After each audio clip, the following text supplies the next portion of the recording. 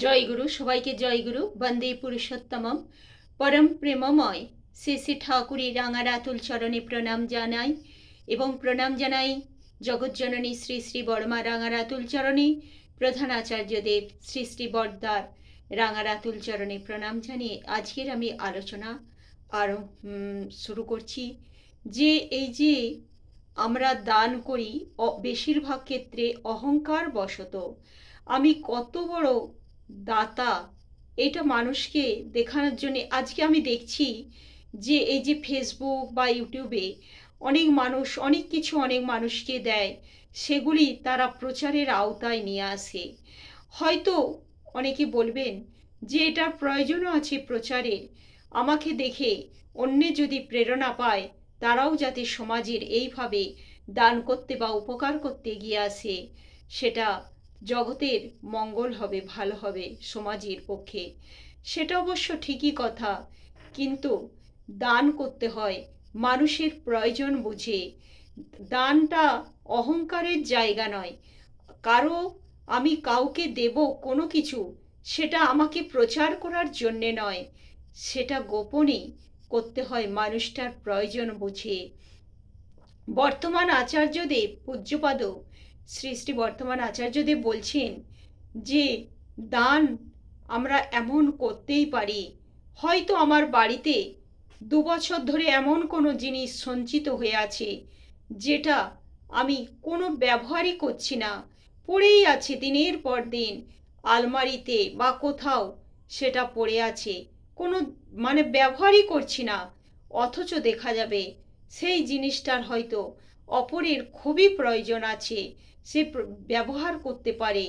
তাই সেগুলি নিজে এইভাবে সঞ্চয় করে না রেখে তা আমি তো অপরকে দিয়ে দিতে পারি যার এটা কাজে লাগতে পারে। এটাই হচ্ছে আমার দান করা সার্থকতা, যে অপরের প্রয়োজন বুঝে দান করা, আমার অহংকারকে জগতের বুকে প্রতিষ্ঠা করার জন্য নয়। একটা কথা আছে না, যে ডান হাত দান করবে তো বাঁ হাত জানবে না। আচার্যদেব একদিন একটা ঘটনা বললেন যে একবার আমি করলাম কি, আমার অনেক পুরনো সেই জামা প্যান্ট সোয়েটার এসব আলমারিতে পড়েছিল দীর্ঘদিন থেকে, ভাবলাম পড়েই আছে, আমার তো পড়াই হয় না ওই সব জিনিস, তার চেয়ে এক কাজ করি, ওইগুলো আমি কাউকে দিয়ে আসি, যারা পেলে তাদের খুব সুবিধা হয়।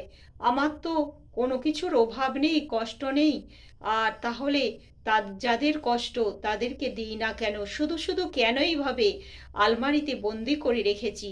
এই ভেবে আচার্যদেব কি করলেন, তখন তিনি আচার্যদেব নন, দীর্ঘ অনেক দিন আগেকার কথা, তো তিনি দিগরিয়া পাহাড়ের পাশের যে গ্রাম, সেখানে নিয়ে গেলেন তার অনেক জামা প্যান্ট সোয়েটার এই সব জিনিস তিনি দিয়ে এলেন। আর সেখানকার মানুষ আচার্যদেবকে পেয়ে তো ভীষণ ভীষণ আনন্দ পেলেন। তখন তখন তিনি বাবাইদা খুব আনন্দ পেলেন, আর তারা ভাবতেই পারেননি যে পূজনীয় বাবাইদা তাদের কাছে গিয়ে এই সব দান করবে, দেবে ভালোবেসে। তাদের তাদের সত্যিই প্রয়োজন ছিল, তারা খুব আনন্দ এই সব জিনিস পেয়ে আর গ্রহণ করে, তো তাদের খুবই ভালো লাগছে।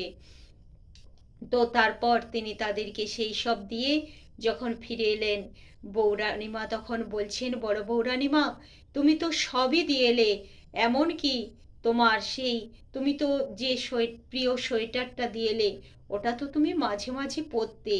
তখন আচার্যদেব বলছেন, হ্যাঁ আমি মাঝে মাঝে পরতাম, ওটা আমার বড় প্রিয় ছিল ওই সোয়েটারটা, কিন্তু আমার চেয়েও যে আমার ওই প্রিয় জিনিসটা আমার কাছে প্রিয় এটা সত্য, কিন্তু ওদের যে প্রয়োজন অনেক বেশি আমার চেয়ে, আমার আরও তো আছে, কিন্তু ওদের আর কতটুকু আছে। ওদেরকে যখন আমি জিনিসগুলো দিলাম, ওদের চোখে মুখে ফুটে উঠল যে আনন্দ, তার চেয়ে বড় তৃপ্তি আর কি হতে পারে। এই আমার বর্তমান আচার্যদেব, তাই আমরা এটুকু যে তিনি সত্যিই আচার্য, তিনি মুখে আমাদের যে উদাহরণ দেন, ব্যাখ্যা দেন, কত কথা বলেন, সেসব শুধু মুখের কথা নয়, তিনি বাস্তবে তা নিজে কিন্তু আচরণ করে দেখিয়ে দেন। আমরা যেন সেই পথ অনুসরণ করি।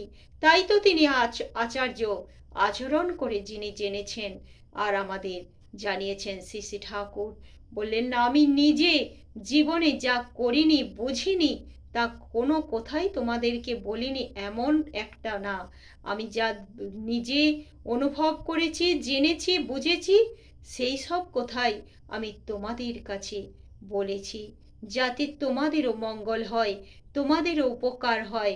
আমি এইভাবেই তোমাদেরকে ভালোর পথে, মঙ্গলের পথে সদা সর্বদা রাখতে চেয়েছি।